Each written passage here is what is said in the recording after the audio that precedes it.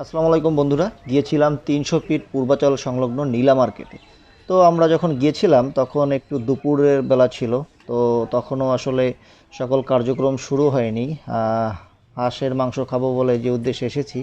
তো এই যে দোকান দেখতে পাচ্ছ, এখানেই ওনারা হাঁসের মাংস এবং রুটি বিক্রি করে। তো আমরা যে টাইমটা এসেছি সে টাইমটা আসলে ওরা কেবল রান্না বান্না শুরু করেছে, তখন ওদের গুজগাছ শুরু করেনি, পুরো দোকানই ফাঁকা, আমরাই হয়তো কাস্টমার ছিলাম আর কয়েকজন ছিল। তো এখানে ওরা সাজসজ্জা শুরু করবে, কিছুক্ষণ পরে টেবিল বসাবে। তো অলস সময় যেহেতু, তাই হোটেলের ভিতরে বসে দুপুর টাইমে কিছুটা সময় পার করলাম। পাশেই যে নদী, নদী থেকে দেখলাম যে কিছু একটা বালুবাহী জাহাজ যাচ্ছে এবং কিছু ট্রলারও ছিল। বাট নদীর পানিটা অনেক কালো।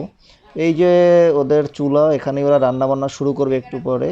এবং এই যে দেখতে পাচ্ছ হাঁসের মাংস, এখানে নাকি 20টা হাঁস একসাথে করে রাখা।